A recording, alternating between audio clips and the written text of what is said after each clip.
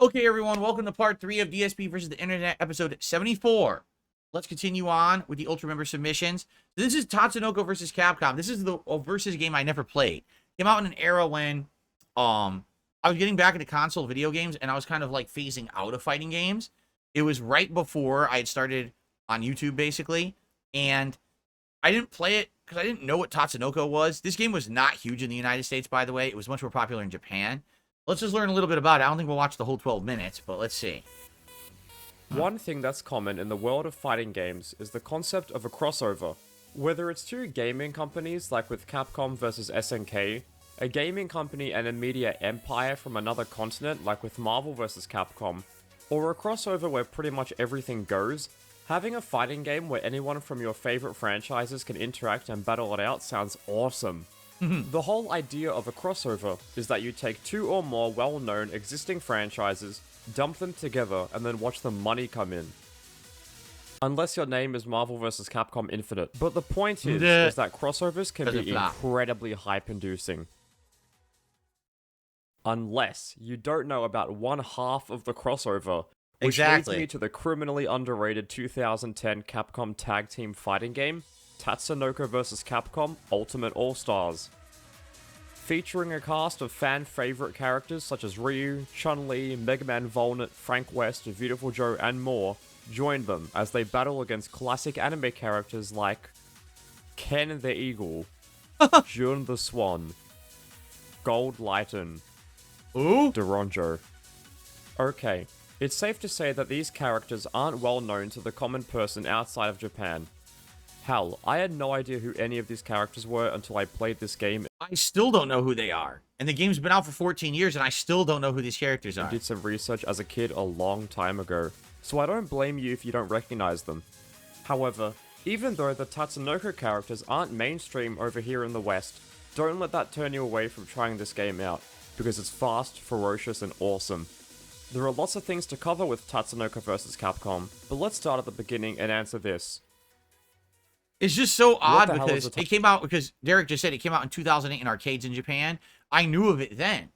And, I mean, I understand they want to do a crossover, but why would you pick Tatsunoko when you know literally no one outside of Japan knows what that is? Like, nobody understands what that is. So it's not going to sell. And it didn't. It did not sell well. They were hoping for it to be a big hit. They branded joysticks for it and everything. And it only sold in Japan. That was it. Outside, everyone was like, what the hell is this game? So then that prompted them to make Marvel vs. Capcom 3, and that was a ginormous hit. Why? Because it had Marvel. Everyone knows Marvel. Tatsunoko. Well, I'm glad you asked. To put it simply, Tatsunoko Production is an animation studio based in Musashino, Tokyo. Founded in October of 1962 by Tatsuo Yoshida and his brothers Kenji and Toyoharu, the first ever production was the 1965 anime titled Space Ace. Never heard of it. Tatsunoko worked on many notable series, such as Speed Racer and that one show about Speed Racer, I know. Shinji, crank that, soldier boy. That's pretty much all you need to know. I'm pretty sure that wasn't the original dialogue. Some of their notable characters are the members of the Science Ninja Team Gatchaman, or just Gatchaman for short, and Karis.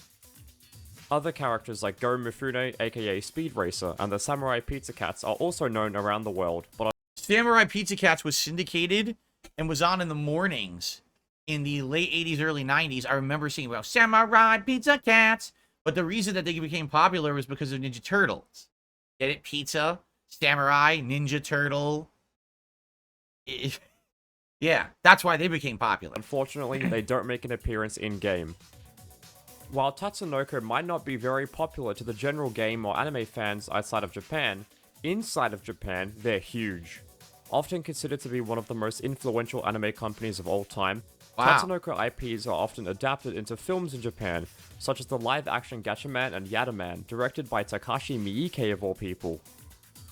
Now that I, anime historian extraordinaire Carnage, have enlightened you about Tatsunoko and all their characters, let's dive into how they fit with the Capcom characters in the context of a fighting game, and how the fighting game actually plays. Tatsunoko vs. Capcom makes use of 4 buttons. You have light, medium, heavy, and your assist. If you hold back and press your assist button, you can change characters with the hard tag. Simple, right? While this control scheme has been simplified considerably when compared to older Capcom vs. game with a 6-button layout, it's used by a decent amount of fighting games today, so TVC Plus, you gotta remember, Marvel vs. Capcom 2 played like that. MVC 2 only has 4 attack buttons and 2 different assists, so they basically copied MVC 2 when they made this one. Be considered a precursor to a lot of anime fighters. The gameplay also contains lots of gameplay conventions that are expected from the guy from Rival fast-paced School, tag fighters, Vatsu. I didn't know he was both in it. ground and air dashing. Oh, look, super it's jumps, and Dead advancing Rising in the guards. background. But I there didn't are even two know that's major cool. gameplay features that help this game stand apart from other Capcom fighters. Them all. The easiest of the two to explain is called the Mega Crash. If you have at least 2 bars of meter as you're being hit by the opponent, you can press all 4 attack buttons at once to burst out of the combo, saving yourself in the process. Dude, they totally stole that. Oh, again? Oh, man. I can't watch the rest of this video. Yeah. They're claiming this video has been detected as someone else's content. I can't even watch the rest of this. A 5,000 view video, I have to move on. I'm serious. You figure that one out. So I'll let everyone know in chat. I have no idea how that just happened because that's a 5K view video. Figure that one out, guys. So we have to wait 3 minutes to continue. Anyway, what I was going to say was, now what was I going to say? I don't know. I got distracted. I was literally going to say something about the fighting game. I said MVC 2 had 4 buttons, so it was that system, right? And I said, I really like the Dead Rising background. See, I never played it, so I didn't know that it had characters from Rival Schools United by Fate in it. That's cool. That's another fighting game, 3D fighting game Capcom did in the 90s. I didn't know it had, like, the actual background of the mall from Dead Rising. Again, I never played it. No one in the U.S. played that game. No one. It was, like, not even known. It also was a Wii exclusive. They didn't come out cross-platform. So because of that, so many people just literally never played it. So that's sad. Actually, the game doesn't look that bad to me. Now, the crash system. What I was going to say about the crash system was, the crash, that explosion, is from Guilty Gear, actually. I forget what they call it. I think they call it burst in Guilty Gear, where if you're in the middle of it, you can only do it like once a round, but you can burst out of someone's combo. So if it looks like they got a good combo on you and you can get one, it's like one chance to escape. So actually what it looks like is they took aspects from various different fighting games, some Guilty Gear and Marvel 2, and they combined it into a game. It didn't look bad to me. That would be one that I'd be interested in checking out, except I don't know half the cast. So it's kind of like, if you don't really understand half of the game because you don't know who they are, it kind of takes away its appeal, right? So I totally get it. I get why it wasn't popular in the USA. You need to know the cast. That's also why the Marvel series was so popular, because everyone knew Marvel characters, you know? So by the way, yeah, some people are wondering, how did a 5,000 view video just get blocked? Do you think it was the Soulja Boy clip? What do you guys think? Maybe it was the Soulja Boy thing? I don't know, because I didn't see anything in there that would have been... Oh, you know what it probably was? The anime. Do you think it was the anime clips? Maybe that's what it was. It was the actual Tatsunoko anime clips. That might be what it was. Ah.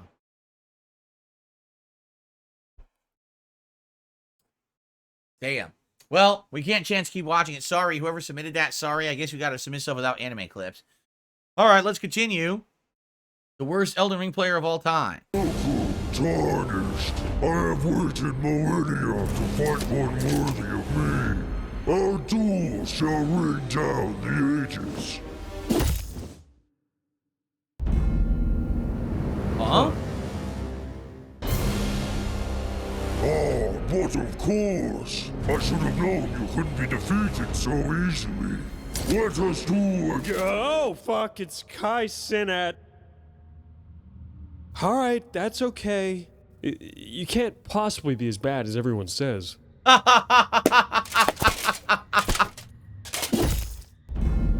Wow.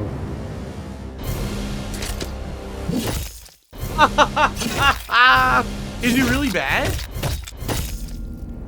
Okay, look. See how I wind up my attack? Just wait a beat before dodging. Got it?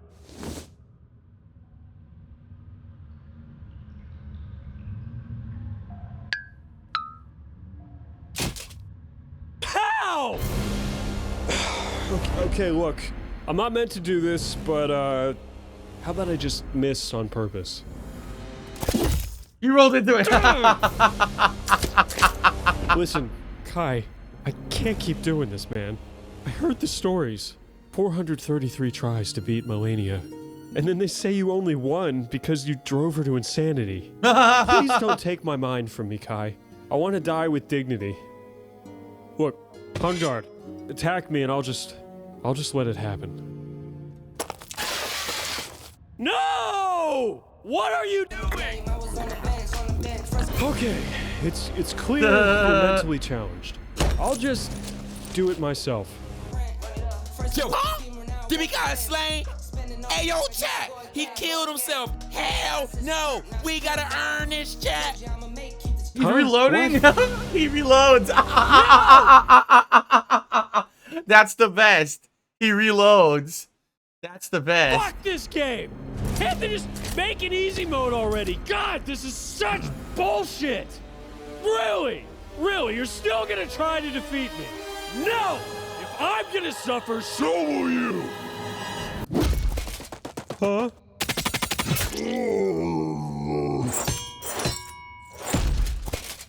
Let me guess, he's not playing. Yup. Potion kinda cracked though. Of course, he wasn't playing. Okay. Well, I don't know. I've never seen his streams. I have no idea if he actually really sucks at that or not, or if that's just a joke. There you go. Welcome back. We bring you breaking news from OpenAI's live event. A new version of ChatGPT 4. That's their latest and greatest model. This new experience will be available to over 1 billion users. I'm going to be interviewing at OpenAI. Have you heard of them? OpenAI? Huh? Sounds vaguely familiar. Kidding, of course. That's incredible, Rocky. What kind of interview? You said that this is a time for soul searching in social media businesses, and you were part of building the largest one. I feel tremendous guilt. It is eroding the core foundations of how people behave by and between each other. My worst fears are that we, the field, the technology, the industry, cause significant harm to the world. I think if this technology goes wrong, it can go quite wrong. An anomaly on Capitol Hill. Private tech CEOs asking for more government regulation. It's usually the other way around.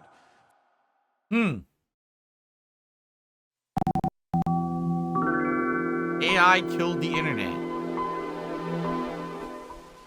Good old Windows 98. If you're old enough to remember a time before the internet, you remember just how momentous the establishment of the World Wide Web really was. Within a generation, your digital life became more important than your physical one.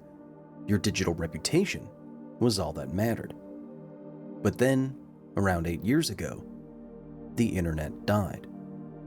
At least, this is the contention of the so-called dead internet conspiracy theory. Really? It sounded crazy at first, but they said about 8 years ago, so that would have been around 2016-ish. Okay, so let's see what this conspiracy theory is. I'm a believer now.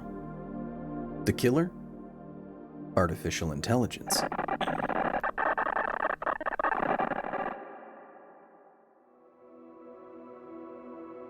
Okay. Most analyses of the dead internet theory trace back to this one thread on the Agora Roads Macintosh Cafe forum, originally compiled by several anonymous users in the January of 2021. It's a mishmash of anecdote, conspiracy, and classically offensive 4chan language that claims that the internet died sometime around 2016.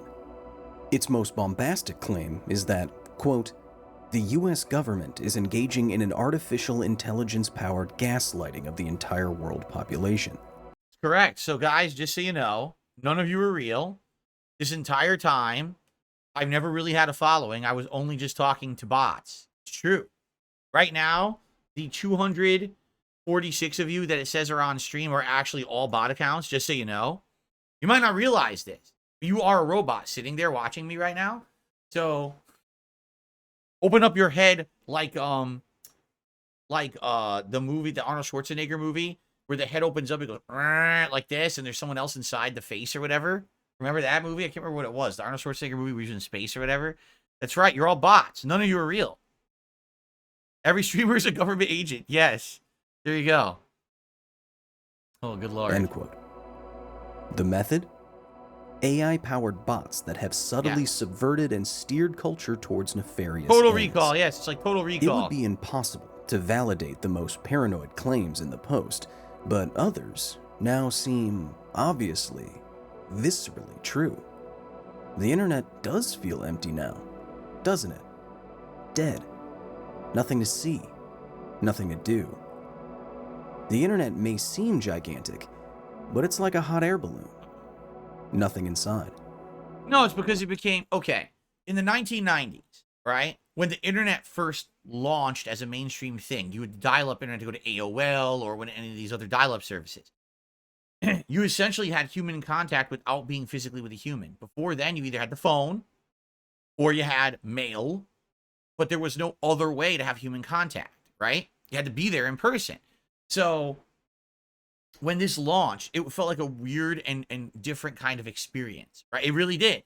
It was like so odd and different to have a messenger that would pop up with messages. So someone wants to talk to you and you can have a real live conversation with them back and forth. It was wild, you know. Keep in mind, this is something in my lifetime didn't exist before then. And it just all of a sudden it happened. So now, oh, you're doing research for a story for school, like an article, you know, you're doing article research online instead of going to the library. And so you're trying to pull data together. I remember there was this one time I was trying to do a report on Frida Kahlo for a Spanish class that I was in high school. And most of my report was accurate. And one part was apparently completely wrong.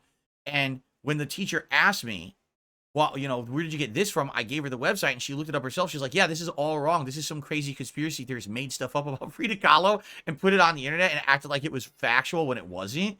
But that's how the internet was back then. It was like, whoa, it's like the crazy stuff all over, Wild West, you know, kind of mentality. In the 2000s, everyone started getting cable internet. So now different things were possible. They were downloading, uploading, online gaming, right? But now what's happened is, in the last 10 to 15 years, what real innovations have happened? The only real innovation on the internet that happened in the last 15 years is now we don't just have it on our laptop or our desktop. We have it on our phones now. Now our phones is the full internet. But now it's become common. It's a commodity. It's something we all have. So it doesn't feel special anymore. It doesn't feel as vibrant and alive because everyone has it. Everyone uses it. It's just something that's always, it's like living, breathing part of our lives now. So it doesn't feel like something, like he's saying, I get what he's saying. But the reason isn't because it's AI. It's because it's just blown up to the point where it's just a part of life now. So it's not special. I'm sure when someone drove the first car, it blew their mind. Oh my God, this is crazy, life-changing. Now driving in a car is nothing at all. Nobody cares, right? But that's how it is. When you something new they introduce to society, at first it feels special, vibrant, alive, different, a life-changing deal. Then it becomes a commodity and it's not a big deal anymore. So that's all this is. Where is this theory? Let's see where this theory goes, but it sounds pretty silly to me. This progenitor of a famous conspiracy theory doesn't sound so crazy anymore. It was just posted too early. If it was written after the Cambrian explosion of generative AI in our information ecosystem, it may have even been celebrated as a great cultural insight. While an Illuminati-style global gaslighting campaign still seems unlikely, the evidence that the internet may have slipped out of human control is everywhere. Simply put, most website visitors are not humans. In 2016, the security firm Imperva released a report that found that bots were responsible for over half of all web traffic. Wow. The report also found that every third visit to any website on the internet is probably from a malicious attack bot. GitHub says AI helps their programmers write up to 30% of their code. The company Cybra estimated that before Elon Musk took over, between 11 and 13% of Twitter accounts were bots, and were responsible for a disproportionate amount of the content. Now I hate to say it's even more. He acts like he changed that. It's worse now. There's way more bots and advertisement campaigns on Twitter than ever before. It's just terrible. YouTube engineers coined the term the inversion to describe the looming point at which fake views would surpass real ones. Google is currently worried that its world-changing search algorithm will drown in the current tidal wave of AI-generated content and become far less useful, if at all. You see examples of these takeovers already happening on Facebook, where images of a crustacean-adjacent Jesus Christ have been going viral and garnering hundreds of millions of engagements. Whoa. The comments on these posts leave little room for hope that the internet can be revived. I think the internet was terminally ill before ChatGPT was announced and released. I think the biggest watershed moment when you look at this sort of theory of the decaying internet is the release of algorithmic feeds. I think that algorithmic ranking systems that are AI-driven really set the stage for just endless worthless pieces of content and sort of just the whole internet to be optimized in the most absurd ways. But the internet is... Yeah, here's what's happening. Instead of focusing on things that are important, it's focusing on things that are popular. But what you have to understand is that the common person is not that smart. The whole idea is that they're supposed to have people who are educated or gurus in certain things that we listen to. But the internet, instead of listening to the people who are experts in fields, is using algorithms to judge things based off of the common opinion, the common view, the common desire. So what you'll get is algorithms that are pushing forward dunce level crap because that's where the average person is. Sorry, it's just true. Why do you think in the 2000s, television changed dramatically from scripted, intelligent content to reality TV? Do you think there's value in reality TV? No, but it's ultra popular. Why? Because people are stupid. They want to make dumb train wreck people celebrities. Why do you want to do that? I don't know, but people are stupid and they do, right? How else do we get those train wreck reality TV stars and stuff, right? Now, the internet is doing the same thing. Only the difference is it's not a calculated thing to make money. It's the algorithms that are doing it. So when you see the most popular things going on and you watch them, you're like, I have no idea why that would be popular. Because the algorithm pushed it because dumb people like dumb shit. So now all the experts who actually are authorities on things don't get any attention anymore on the internet. No one even knows they exist because instead it's just pushing forward the lowest common denominator content as the most popular because that's how the algorithms work. Was it not me who just a few weeks ago on this show explained why the YouTube algorithm doesn't work? Because it's basically allowing people to game the system to find things that will hit the algorithm and it will always remain popular. And then once these people are popular, they never wane. They're just going to stay up there because that's the way the algorithm works. It pushes things that are popular into further popularity. That guy, there was a coder for YouTube on this show and he was saying, oh, you know, well, it works this way and it's supposed to be, you know, equal opportunity and honest, but it's not. When you have AI doing these things, it doesn't add morality. It doesn't add value. It doesn't add intelligence level. It doesn't add anything. Think of it this way, all right? In one window, you have someone saying, hey, guys, just so you know, there's a world health risk right now. There's a very deadly virus, and this is true. This is not someone making it up, all right? There's a very deadly virus going around. You need to not eat bananas. For some reason, when people are eating bananas, they're getting very sick. Please stop eating bananas because they may be infected with this deadly bacteria, okay? Then you've got a guy who is overweight and he takes his shirt off and he covers his body in oil and he starts blowing armpit farts like this. So the armpit fart video gets 100,000 views. The expert video gets 10,000 views. The algorithm says, push the armpit fart video out. So now the armpit fart video gets 50 billion views. No one sees the video about don't eat bananas because you're going to die because of bacteria, and then 1 million people on the planet die. How do we not see the innate risk of technology taking over with no intelligent eye on what gets pushed forward in these algorithms? How are we just allowing it to run rampant? We might have a world crisis and no one will know about it because the AI wants you to know about the latest drama video, the latest dumb celebrity prank or reality TV show or piece of shit that doesn't matter. Frivolous junk content that your parents used to say to you, don't watch that brain rot. Now we have no one to control anything and make sure that quality is being pushed above popularity. So because of that, we may actually destroy humanity and everyone will just be a fucking dunce talking about nonsense and not knowing anything about intelligent shit. I mean, it's tremendous, but you might not understand this. Right now, there are kids, teenagers, who are coming out of like high school, and they don't even have basic understanding of how to live a life. You know what I'm saying? They don't even know how to do things for themselves. It's idiocracy. You ever see the movie Idiocracy? It's literally idiocracy is what we're starting to live now. It's not even a comedy anymore. It's reality. Like, what is going on? When you let AI generative algorithms dominate human life, right? All you're going to do is have stupid people being popular because the common person ain't that smart. Sorry, they're not. Now, I'm not saying that the common person can't become smart, but if you're saying what's dumb is good, then what is the inspiration for a dumb person to not continue to be dumb for the rest of their lives? Wait, I could just take my shirt, be overweight, take my shirt off, cover my body in oil, and blow armpit farts, and I can become a YouTube million viewer, right? So why do I have aspirations to make a piece of intelligent content that actually helps humanity? You don't. Right?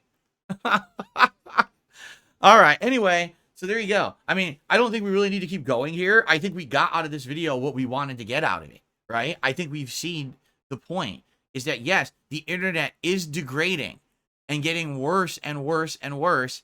And it's because of laziness of humans, people who just want to make a quick buck without effort, and no one really having oversight onto what's going on in human society on the internet. You know, you used to have that disconnect where it's like, okay, the internet's crazy. I'm going to turn it off and go do stuff in real life. Now, real life is the internet. You understand? A lot of people feel more connected to the internet when they're on it than when they walk away. How many of you watching right now feel a little weird walking away from your device because you literally you're on your device all day doing shit on the internet? So then when you put it down, like, do you actually walk away from your phone for an hour a day, or is it always with you? Do you see my point? I think you see the point now. Okay. All right, well, it is time to split the part. Thank you for watching DSP versus the Internet. I hope you're enjoying the show. Looks like in part 4, we're going to wrap up the Ultra member submissions and get to the submissions tier and go from there. Thank you, guys. See you in the next one.